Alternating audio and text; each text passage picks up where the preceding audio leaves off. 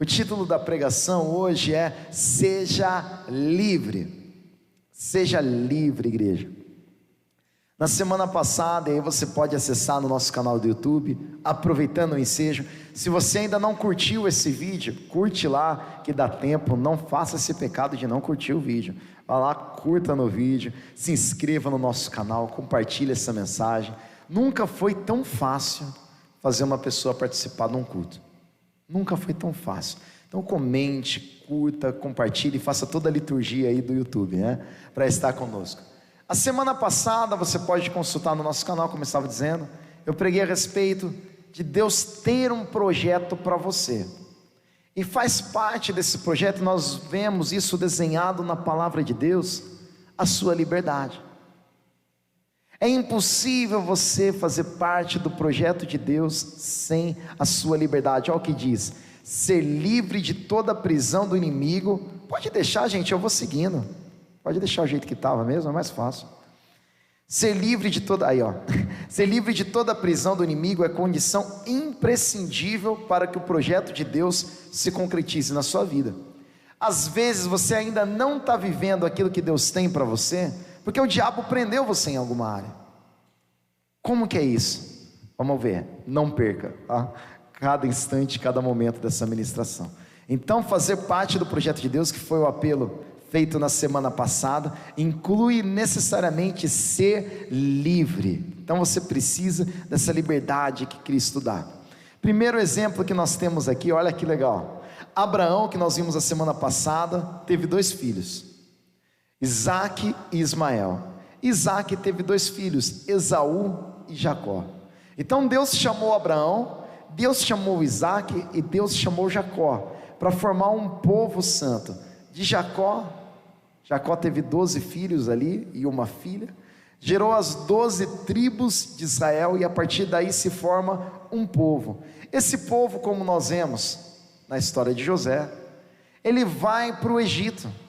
Então ele vai ali, não muitas pessoas, né?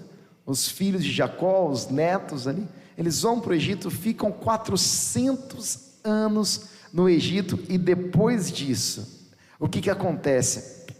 Pode deixar, gente, senão vai ficar uma guerra. Eu vou para um lado, vocês vão para o outro.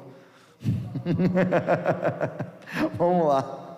A gente está aprendendo aqui os novos sistemas. Êxodo capítulo 12, verso 37 diz assim: assim partiram os filhos de Israel de Ramsés para Sucote, cerca de 600.000 a pé, somente de homens, sem contar os meninos. Então vamos fazer toda a armação aqui. Temos Abraão, Isaac e Jacó, conforme vocês estão vendo. Abraão foi chamado, teve Isaac, que teve Jacó. Jacó teve esses 12 filhos aqui, essa turma toda, gerou um povo, porque o nome de Jacó foi mudado para Israel. Esse povo ficou 400 anos no Egito, maior parte desses anos sendo escravizados. E olha o tamanho que esse povo ficou, quando eles saíram do Egito: 600.000 homens a pé. Então 600.000 homens, fora crianças e fora mulheres. Então vamos imaginar que tem uma mulher para cada homem, esse número vai para 1.200.000, mais os filhos que eles tinham na época. Então se calcula mais ou menos 2 milhões de pessoas. Era um povo. Então voltando, Abraão foi pai de Isaac, Isaac foi pai de Jacó, Jacó teve 12 filhos, 12 filhos formaram 12 tribos, foram morar no Egito. No Egito eles se tornaram muito numerosos, e viraram aí uma multidão de 2 milhões de pessoas. Então você lembra lá da primeira pregação da semana passada, quando Deus fala assim para Abraão: você vai ser pai de multidões? Olha aqui, essas 2 milhões de pessoas, né, que está do meu lado aqui, eu vou aprender ainda esse negócio, que está do meu lado aqui, essas 2 milhões de pessoas, são filhas de Abraão. Abraão gerou Isaac, Isaac gerou Jacó, Jacó gerou 12 filhos, esses 12 filhos viraram um povo, foram para o Egito, foram escravizados e saíram. Então eu gostaria que você compreendesse isso. Eu estou fazendo, igreja, porque esse é o ano da palavra, um apanhado bíblico. Muito obrigado, Léo, valeu. Estou fazendo um apanhado bíblico para você entender por cima aí a Bíblia. Você está vendo que eu não estou entrando nos detalhes, eu estou dando um resumão, para você entender mais ou menos. Deus chama Abraão, Isaque e Jacó. Jacó tem um nome mudado para Israel, tem 12 filhos. Esses 12 filhos se tornam um povo, crescem muito no Egito e saem do Egito. E às vezes, igreja, o conhecimento de muitos crentes para por aí. Para na hora que Moisés, com seu cajado, abre o Mar Vermelho. E tem muita história depois disso. Vamos lá, vamos continuar. E aqui, igreja, o Mar Vermelho é aberto, esse povo sai do Egito, e eles vão morar um tempo no deserto. Eu não sei você, eu acho que já passou de moda, mas tinha um filme aí que fez muito sucesso, se não me engano, da Pixar, O Príncipe do Egito. O Príncipe do Egito é um filme muito lindo, se você quiser assistir depois, é um desenho, e termina com eles atravessando o Mar Vermelho, tocando aquela música do Pode um Milagre enfim acontecer, quando você acreditar, né? Aquela música fez muito sucesso há um tempo atrás, e eles atravessam o Mar Vermelho, todos celebrando, e o filme acaba. A primeira coisa que eu pensei nesse filme foi o seguinte: mas os problemas nem começaram. Quando você vê o Mar Vermelho e você acha que acabou os problemas, e depois que ele vai para o Egito é que a coisa aperta, é aí que o calo aperta. É aí que você vai encontrar um problema, um povo difícil de lidar. Então quando nós olhamos o povo atravessando o Mar Vermelho, atravessaram o Mar Vermelho, foram para o Egito, foram para Canaã, está tudo resolvido, que lindo. Não, depois do Mar Vermelho, eles morando no deserto, aí a coisa aperta. Vamos lá, olha o que nós temos aí em Números capítulo 13, verso 25 e 26. Ao fim dos dias, eles voltaram da missão de reconhecimento daquela terra. Eles então retornaram a Moisés e Arão e a toda a comunidade de Israel em Cádiz, no deserto de Parã, onde prestaram relatório a eles e a toda a comunidade de Israel, e lhe mostraram os frutos da terra. Então, igreja, faltava um pouquinho para aquele povo que estava no deserto entrar na terra prometida. Faltava muito, muito pouco. O que Moisés faz? Moisés chama 12 espias. Se lembra que Jacó teve o nome mudado para Israel, teve 12 filhos? Cada filho virou uma tribo. Ele chamou um representante de cada tribo e falou assim: Deus nos prometeu dar aquela terra, agora eu vou pedir para vocês 12 irem até aquela terra e me prestarem um relatório. E agora esse é o momento onde eles retornam do relatório. Então, igreja, faltava muito pouco, só faltava entrar na terra prometida, e já tinha sido aberto o mar, eles já tinham passado pelo deserto, eles estavam a um muro de distância de conseguir a bênção. E olha só que relatório que eles trazem. Deram o seguinte relatório a Moisés: entramos na terra a qual você nos enviou, onde manam leite e mel, aqui estão alguns frutos dela, mas o povo que lá vive é poderoso, e as cidades são fortificadas e muito grandes. Então era a terra que Deus prometeu? Eles falam que é a terra que manda leite e mel, foi a terra que Deus prometeu, vamos lá. Então Caleb, que era um desses 12 homens, fez o povo calar-se perante Moisés e disse: subamos e tomemos posse da terra, é certo que venceremos. Mas os homens que tinham ido com ele disseram: não podemos atacar aquele povo é mais forte do que nós. De 12 espias, 2, Josué e Caleb, foram a favor de entrar na terra. Já estamos até aqui, vamos entrar. Agora os outros 10 não. E a história continua. E espalharam entre os israelitas um relatório negativo acerca daquela terra. Disseram: a terra para a qual fomos em missão de reconhecimento devora os que nela vivem. Todos os que vimos são de grande estatura. Vimos também os gigantes, os descendentes de Enaque, diante de quem parecíamos gafanhotos, a nós e a eles. O que aqueles 10 homens disseram? É impossível, nós somos um nada perto deles, nós não vamos conseguir vencer. Caleb e Josué disseram que vamos entrar, vamos conquistar, chegou a nossa hora. Olha que embate. Naquela noite toda a comunidade começou a chorar em alta voz, fizeram um escândalo aqui. Mesmo povo, filho de Abraão, Isaque e Jacó. O mesmo povo que tinha visto o mar vermelho se abrir, o mesmo povo que recebia maná vindo diretamente do céu, o mesmo povo que viu a glória de Deus no monte, que viu o monte fumegar, o mesmo povo que viu a face de Moisés resplandecer, é o povo que está dizendo agora: Deus não pode nos dar essa vitória. Você percebe isso?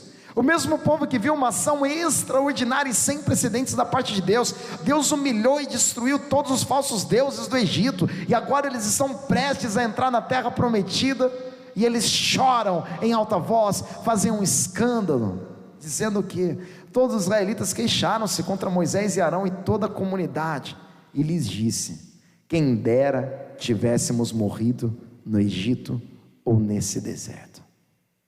Preferia estar morto Moisés, não preferiria ser livre. E aí nós encontramos um problemão, né? Olha a reclamação dele: porque o Senhor está nos trazendo para esta terra, só para nos deixar cair a espada? Nossas mulheres e os nossos filhos serão tomados como despojo de guerra. Não seria melhor voltar para o Egito? Guarda isso, que eles propõem: não seria melhor voltar para o Egito? E disseram uns aos outros: escolheremos um chefe e voltaremos para o Egito. Muito triste essa passagem, né? Deus tem um projeto. Deus chama Abraão, Isaac, Jacó. Deus tira o povo dele que cresceu muito no Egito, atravessa o mar vermelho com esse povo, vai dar uma terra espetacular para eles. E sabe qual é o problema, igreja? O problema não é o projeto de Deus, o problema não é o amor de Deus, o problema não é o fato de Deus fazer ou não fazer milagres. Existe um problema muito grande aí. Sabe qual que era o maior problema? Eles saíram do Egito, mas o Egito não saiu deles. Eu vou ser bem claro, isso às vezes acontece dentro da igreja. Quantas pessoas reclamam, né? Ah, mas a vida estava melhor quando eu não estava na igreja. Ah, servir a Deus é muito ruim. Ah, é um prejuízo servir a Deus. Ah, servir a Deus é um sofrimento. Ah, se eu estivesse no mundo. Como a vida é difícil de cristão, né? E quantos não falam, né? Ah, quando eu estava no mundo. Ah, eu tinha tantas mulheres, eu tinha isso. Eu vi aqueles testemunhos que a pessoa conta 50 minutos do que ela estava fazendo no mundo e 1 minuto do que Deus fez com ela. Ah, no mundo eu fazia isso, eu traficava droga, eu matava, eu tinha tantas mulheres, eu tinha tanto dinheiro. Agora eu me converti, agora eu venho aqui na igreja com a minha Bíblia, né? Glória a Deus, aleluia. O que é isso, gente? No coração da pessoa a escravidão não saiu ainda. E sabe o que acontece? A escravidão e a murmuração vem acompanhada de rebelião. Qual que é a proposta do povo? Vamos escolher um novo líder. Quando um líder, você líder de célula, você que vai ser líder, você que vai assumir liderança, e você que é liderado, aprenda uma coisa: quando você está levando um povo escravo para uma bênção extraordinária, se ele não saiu da mentalidade de escravo, ele não vai querer você na liderança. Ele vai se rebelar contra você, porque ele vai procurar um líder que faça aquilo que o coração dele quer. O grande problema aqui não era Deus fazer milagre, o grande problema aqui não era o projeto de Deus, o grande problema aqui não era os gigantes que estavam naquela terra, o grande problema aqui é que aquele povo não era livre. Então, igreja, eu volto a bater nessa tecla: nós não viveremos plenamente o projeto de Deus enquanto não formos livres, enquanto não formos livres do medo. Quantas vezes as pessoas são aprisionadas pelo medo, enquanto não formos livres da dúvida, enquanto não formos livres do mimimi, não é? Um mal do nosso século. Quantas vezes aqui eu estou trabalhando com o pessoal e falo: gente, não, isso, aquilo. E ninguém fica ofendido, porque a gente sabe que está trabalhando no bem comum, a gente come junto, a gente se ama, a gente se perdoa. E às vezes não é possível trabalhar com outra pessoa, porque a pessoa é muito ofendida. É difícil. Profetas igual Natã sobreviverem em ambientes que não têm líderes com a humildade de Davi, homens com a humildade de Davi, de ouvir a crítica, receber aquela crítica, se desenvolver, se arrepender e crescer. Pessoas presas ao egoísmo, pessoas presas ao dinheiro, que não conseguem dar uma oferta, que não conseguem ser dizimistas, que também é um tipo de medo. presas a pecados sexuais, presas à pornografia, presos ao passado. O saudosismo às vezes ele é tão terrível, igreja. A igreja há séculos atrás era muito boa, a igreja de hoje é melhor. O melhor de Deus ainda está por vir, que é o retorno de Jesus Cristo. A gente não pode ficar olhando para o passado com saudade. A gente aprende com o passado, caminha para o futuro, crendo que Deus está operando uma nova história da nossa vida. Nós cristãos caminhamos de glória em glória, de vitória em vitória. Nós não ficamos olhando para trás, nós avançamos para as coisas que estão à nossa frente, como diria o apóstolo Paulo. Quantas prisões, e aí às vezes a pessoa, não estou vivendo o projeto de Deus, não estou vivendo a vida de Deus, presa, a pessoa está presa. O que é prisão? Volta para Abraão. Abraão era o único que não era idólatra. Prisão é ser idólatra. Pessoas são idólatras de dinheiro. Se eu não tiver dinheiro, se Deus não me der dinheiro, eu não estou feliz com Deus. Pessoas são idólatras de relacionamentos. Se Deus não me der aquela mulher, às vezes o jovem está firme na igreja, porque está atrás de uma namorada, Deus não dá a namorada para ele, ele sai. Ou a namorada dele vai embora, ele sai, porque era idólatra da namorada, não era livre. Enquanto você não for livre, você não vai viver o propósito de Deus. É importante a gente despertar para essa verdade, igreja, é importante. Qual que era o problema do povo aqui? O Egito não saiu do coração deles. O problema não é a circunstância, Deus faz o que quiser com a circunstância, o nosso Deus é poderoso. O problema é o nosso coração. A gente precisa entregar o nosso coração para Ele. Enquanto nós não entregarmos nosso coração, enquanto nosso coração for duro, as coisas não vão acontecer, não vão fluir.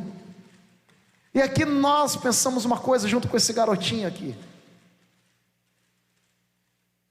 O que você acha mais fácil, abrir o mar ou derrubar o muro? O que vocês acham mais fácil, equipe?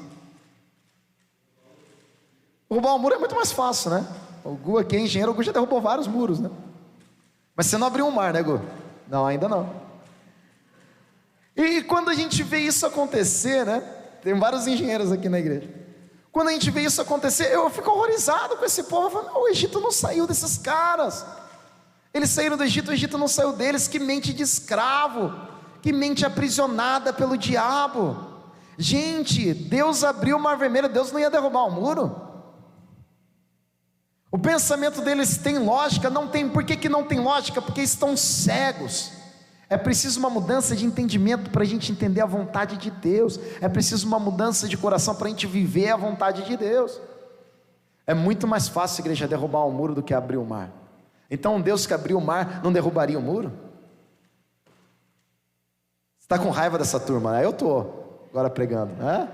Meu Deus do céu, que povinho ruim, né? E às vezes a gente olha no espelho e a gente faz a mesma coisa. Convido você, junto comigo, a ficar com raiva da gente mesmo. Quantas vezes, né? Às vezes Deus já prometeu coisas para mim que eu dei uma regada assim. Ih, Deus, será? Deus já fez coisas tão grandiosas, às vezes a gente olha e fala, acho que isso Deus não vai fazer não. Acho que esse milagre Deus não vai fazer. A gente precisa se libertar dessa prisão, igreja. Nosso Deus é um Deus de milagres, nosso Deus é um Deus de poder. Vamos tirar o Egito de dentro de nós, vamos ser livres, né? Continuando, o que você acha mais fácil? Falando de Páscoa hoje, morrer na cruz, ou você acha mais fácil seguir Jesus? Ser cristão é difícil, né? Foi difícil para Jesus, para mim não. É difícil para você? É mais difícil dar o dízimo ou morrer na cruz? É mais difícil ter uma vida santa ou morrer na cruz? O que é mais difícil? A gente precisa parar para pensar nessas coisas. Jesus fez o mais difícil por nós, igreja. Nós precisamos valorizar isso. A parte principal já foi feita. O milagre é o Espírito Santo que faz. O preço pelo meu pecado foi Jesus Cristo que pagou. Jesus Cristo morreu na cruz pelo seu pecado. Não dá para abandonar esse pecado, igreja. Não dá para sair desse lugar. Não dá para arrancar essa mágoa. Não dá para mudar esse coração. Não dá para ser livre. Não dá para amar Jesus com tudo sem cobrar Jesus. Não dá para fazer isso. Jesus morreu na cruz por você. O que você fez por ele? Mas Jesus era inocente, né? A palavra de Deus diz assim, por um justo, quem sabe, alguém poderia morrer, mas pessoas igual a nós. Jesus morreu sendo inocente enquanto éramos inimigos de Deus. A gente precisa entender isso. O preço já foi pago, o alto preço já foi pago pelas nossas vidas. Toma posse da sua liberdade em Cristo, toma posse da tua santidade, toma posse de uma vida plena, cheia da graça, da vontade de Deus.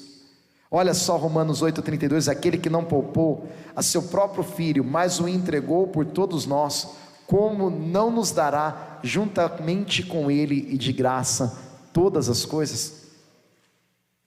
O que é mais fácil? Jesus Cristo entregar o próprio filho para morrer no seu lugar, ou te ajudar no problema que você está passando, ou curar o teu coração? A gente precisa abrir o nosso entendimento para isso. Igreja, não seja preso ao pecado. Eles olharam as circunstâncias, tem gigantes lá, e você pode olhar as circunstâncias e ver um monte de gigante, mas como eu disse na quinta-feira, olhe para o lado certo. Olhe para o lado certo, igreja, seja livre de todo pecado. Nesta Páscoa, esse é o convite que eu faço para encerrar essa mensagem. Nesta Páscoa, igreja, seja livre. Jesus Cristo morreu na cruz para que você fosse livre, livre do seu pecado, livre dos seus medos. Não seja preso a nada, seja livre em Jesus. Não seja preso à depressão, não seja preso ao medo, não seja preso ao coitadismo, não seja preso a nada. Jesus Cristo morreu para que você fosse livre. Páscoa significa passagem. Passagem do quê? De um povo que era escravo para a sua liberdade. E a Páscoa em Jesus Cristo é o que, igreja? Nós que éramos escravos do diabo, do pecado, do mal, somos livres dessa ação. Podemos viver em santidade, podemos buscar a Deus com intensidade no nosso coração.